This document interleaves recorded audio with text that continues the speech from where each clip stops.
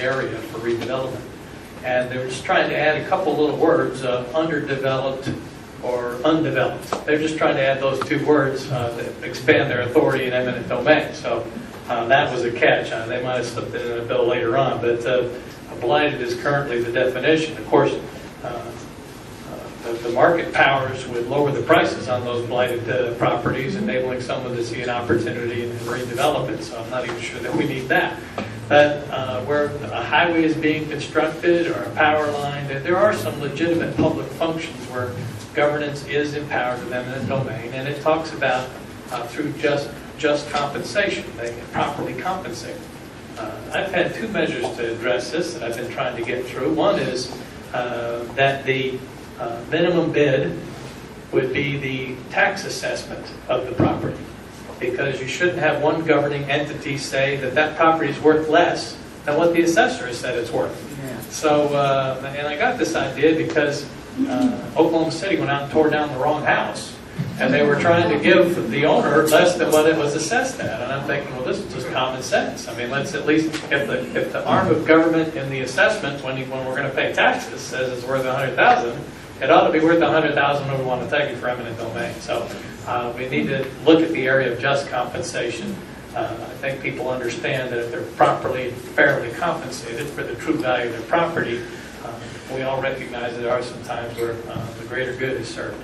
And then the other area I mentioned, to use this power to take from one private property owner to enrich another is especially egregious.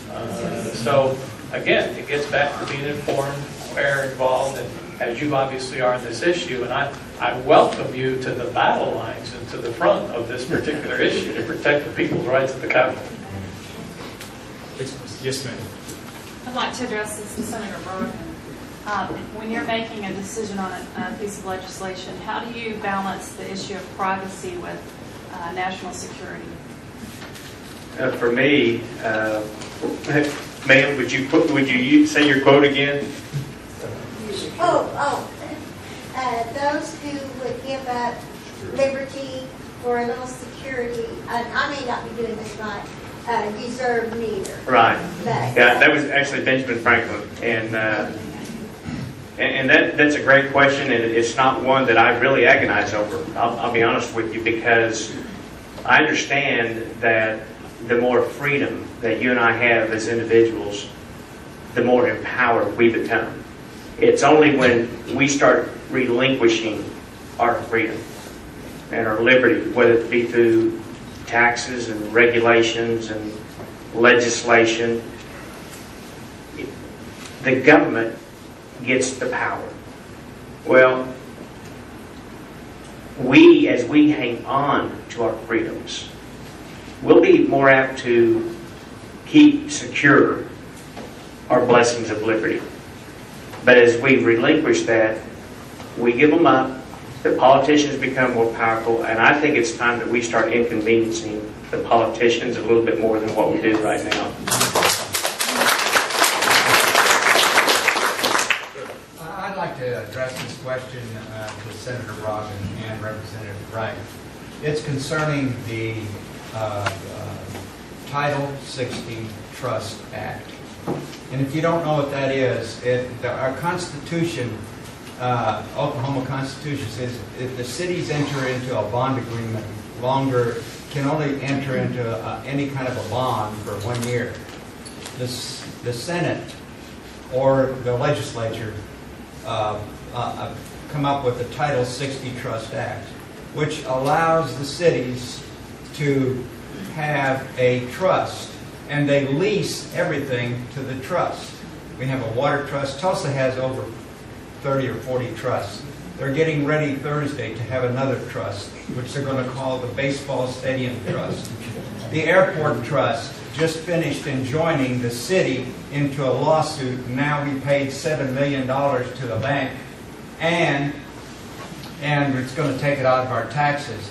So what can you two gentlemen do to help us eliminate this trust act? Yeah, and I'm actually doing some research for Jim. I spoke to him last week on this issue, but Title 60, I believe, is out of control, and it needs to be drastically reformed, if not eliminated. And here's here's the underlying problem with the Title 60 trust.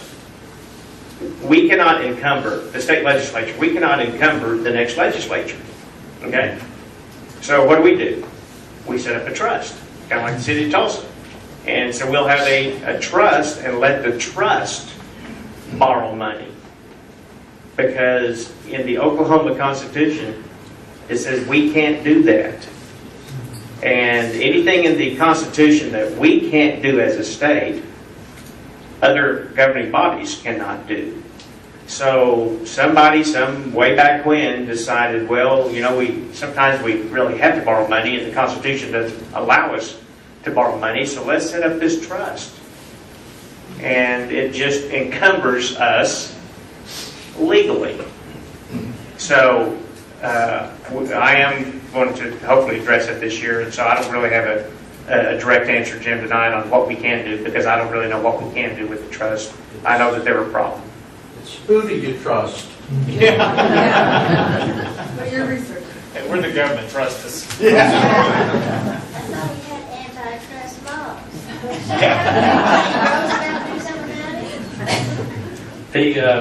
The statutes, the volumes of the statutes are fairly voluminous. You put them on the bookshelf, it looks like this. And it's difficult to be an expert in every area just right off the cuff. And this is not an area of expertise. I was going to tell you that I don't have the answer off the top of my head on that. I'd be happy to work with Senator Brogdon, and as issues are called to your attention, that's when you begin to delve into them and seek to bring up to speed your knowledge level on them. And I'd be happy to invest some time in studying this. Senator Brogdon has hit upon the key problem, though, and that is creative minds can come up with creative ways to get to where they want to go. And it brings to mind, in terms of the borrowing that the senator had addressed, so many of the ways that the state offices are, buildings are acquired, is an entity is formulated, and then money is appropriated to that state agency, and they lease the facility, and they kind of lease purchase it. So it's basically creative designing to try and get around the constraints that are in place to put limitations on the elected officials. So I'd be happy to look into it, but I don't know the answer off the top of my head. Next question. Yes, sir. I'd like to ask Representative Wright and Senator Brogdon. I've been up to the Capitol a couple of times and talked to some of the other senators. I've talked to you also, Randy, a couple of times. We have, I've been told that we have stacks of bills and resolutions that come into y'all's office, and there may be 100, 200 of them in one pack, and you guys are given like 24 hours, possibly, or at the minimum 24 hours, to vote on those resolutions or those bills. What can you, as representatives now, and Gary, you can answer this too, you know, get ready to go into there, because you're going to get there, don't worry about it. But what can you do to resolve this situation? Because there's some bills in there that get snuck in. Remember the one we just had recently? Yeah, I remember it well. You know, okay, you know what I'm talking about. But what can we do to help, or what can you do to resolve that situation where you guys don't get slammed to vote on something that you absolutely know nothing about? Well, it's a great question, and it is one of my great frustrations at the Capitol.